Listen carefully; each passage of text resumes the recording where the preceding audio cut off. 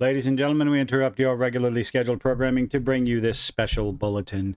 When a video game is announced and the fanfare and the hype is at its peak, and then all of a sudden you get word that the game is being delayed yet another year, there is sorrow, regret, maybe not so much regret, but anticipation goes down. And what are people to do? Because, ladies and gentlemen, Fable has been delayed. You remember Fable, right? Well, I'm sure people remember one particular thing about Fable because that was the only thing everybody was talking about when the game trailer was released. And, well, go over here at that Park Place, Fable Reboot delayed to 2026 as concerns grow over the game's direction. Well, if nothing else, it's going in a good direction because they obviously did something about the main character's face. I mean, take a look at that. Sure, you can say, it's just the angle, it's just this, blah, blah, blah. Maybe, I don't know. Seems to be some touch-ups. Microsoft has officially delayed its upcoming Fable reboot from its original 2025 release window to 2026. This news is accompanied by a brief new pre-alpha gameplay showcase offering fans a glimpse of what to expect from the latest entry of the beloved franchise. Delay was announced during the latest official Xbox podcast. I missed that. Oh no, say it ain't so. Where Craig Duncan, head of Xbox Game Studios, attempted to reassure fans that, trust me, bro, I promise we're going to continue to work on the main character. She won't be a hideous troll who fell off the ugly tree and hit every branch on the way down. Is that the reassurance? No. Quote, I just want to start with really excited about progress. But the game was supposed to come out this year. What happened? Maybe they're trying to touch a few things up. Maybe. Now, this is wildly speculative on my part, obviously. But hey, isn't it fun to speculate? Maybe they can see which way the wind is blowing. I mean, when you get from that to that, who knows? Maybe, just maybe, there's someone smart in the studio saying, hey, if we continue down this path, this will be such an astronomical failure that, well, I don't think it would shut down Microsoft Game Studios, but it would definitely put a dent in the bottom line. Really excited about where Playground are. We previously announced the date for Fable is 2025. We are actually going to give Fable more time to fix all the nonsense and maybe get the ideological bullshit out of it. Who knows? Speculation, ladies and gentlemen. Speculation. Because it's fun. And it's going to ship in 2026 now. So sometime in the next 12 months versus not until 12 months from now. It's a pretty big window.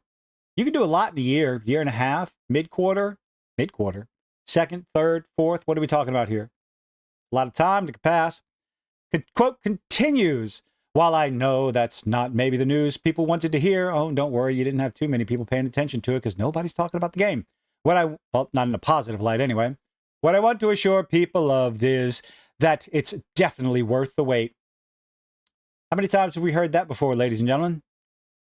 And only to be met with ideological garbage writing and gameplay. You can't have ideological gameplay, you know what I'm saying? I have unequivocal confidence in the Playground team because of course you do. You can't come out. This sort of PR nonsensical statement means nothing which that would make it nonsensical. You don't come out and say, I don't know, Playground team, they're struggling. I don't know if they can handle it. Of course you don't. You always have confidence in the team that you're talking about. That is a PR thing to do. That's part of marketing. Unless, of course, you're an ignorant twat like, avowed art director that goes and spurgs out online to, own the chuds and Elon Musk and ends up probably having a negative effect on the sales of the game. But hey, what do I know? If you think about their history and legacy for Forza Horizon, the last few games, critically acclaimed, 92 metric, award-winning, beautiful, great play great. And just what they're bringing to Fable as a franchise. Hold on. How do you go from Forza Horizon? Was there a story in that? Y'all correct me in the comment section down below. But you're going from a racing game to a story-driven game. And they can handle it. Okay, let's see what they can do. Just think of the visuals. Oh, God. The bells, the whistles. It's pretty, folks. Avowed is a pretty game. It's a pretty game. Pretty. Avowed is a pretty game. I like the visuals, the environment, the exploration, and everything. It looks good to me. Of course, I need to update my prescription, so take with that what you will. Numerous people online will disagree with me. However, Avowed is a mid game, 5 out of 10 if you're lucky, with some not quality of life. Immersion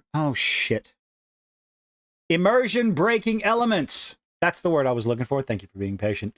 So, Avowed's pretty. It has a problem with immersion. Fable's going to be pretty. Okay, cool. What's the story? What's the gameplay? What's the shtick?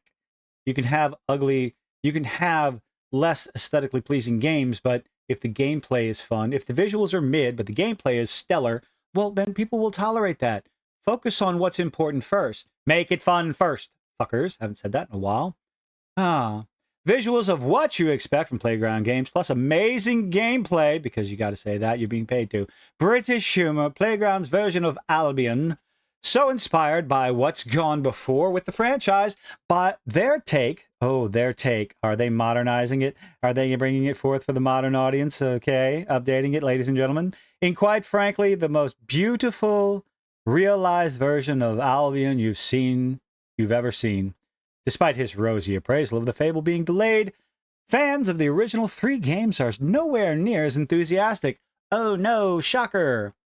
What's concerning trend? While nothing has been officially confirmed, Fable has drawn significant criticism over its apparent move away from the key franchise feature, the ability to choose between playing as a male or female protagonist. Now, I do wonder about that. Has that been wait, did I just read it?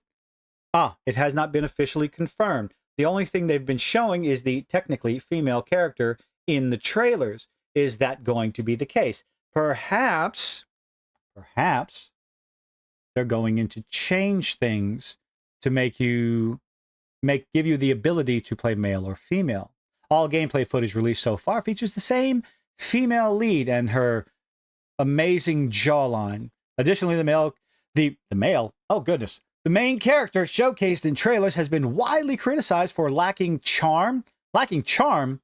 Oh no. Strictly the aesthetic appeal, okay, associated with the Fable series. She's ugly. Yeah. I mean, this right here, she's not bad looking right here, but the original trailer, oh my goodness. Almost like borderline unibrow.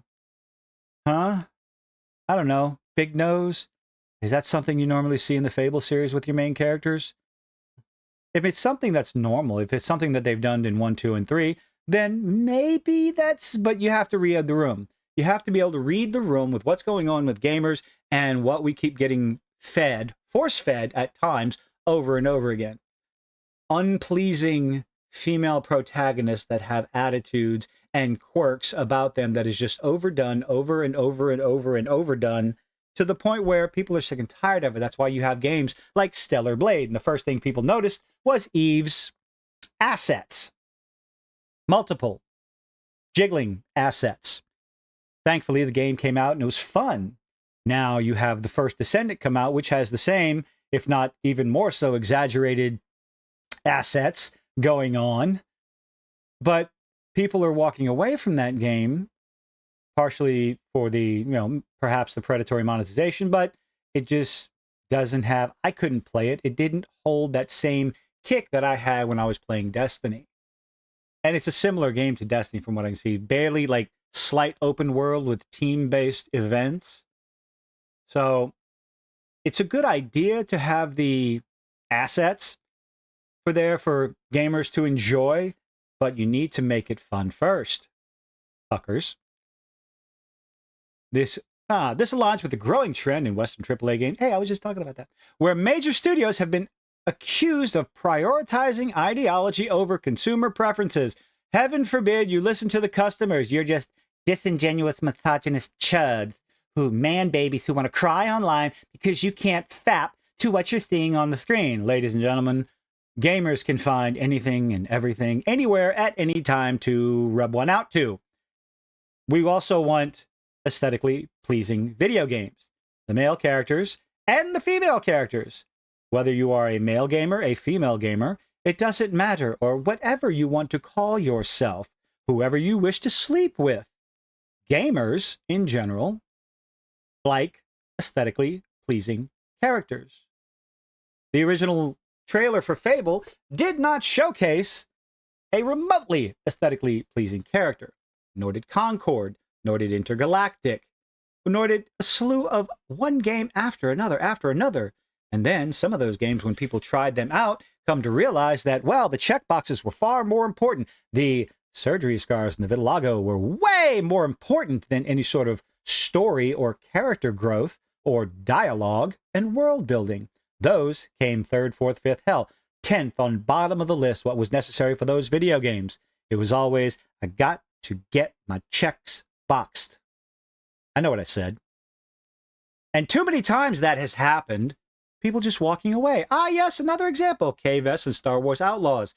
K-Vess's look was the least of that game's problems. Mary Jane Watson and Spider-Man 2, Aloy and Horizon Forbidden West. I'm not entirely sure, because I wonder, the screenshots of Aloy kept coming up looking like Nikocado Avocado, well, former, at least, years ago when he was, eating himself to death. So I wasn't entirely sure, and I never played the second game. For Mary Jane Watson, that was an abomination, changing from one game to another, pretty much giving them more masculine features. Once is a coincidence. 3, 4, 5, the pattern is already there. And even with the slightest hint, just barely a little sniff of a red flag, you have gamers shutting their wallets tight and waiting, and or not even waiting, condemning the game as, quote unquote, woke pandering. You got to be careful. You have to be able to read the room with all these things. Pre-alpha gameplay reveal. Go check out the video. I'm going to put a link to that Park Places article. Are you excited? Are you not excited? Are you disappointed? Were you looking forward to Fable? Do you think that they can actually turn this game around? Get away from this. Get away from this and the opinion that was set almost in stone when that first trailer came out, and maybe start getting a little closer, maybe lighten up that jawline a little bit, trim those eyebrows. I don't care if it's a medieval fantasy. It is still a fantasy, a power fantasy for gamers. We like to look at aesthetically pleasing, ladies and gentlemen. So let me know what you think in the comment section down below. Leave a like, leave a dislike, do all those nifty little things as YouTubers beg you to do, and I hope to see you on the next one.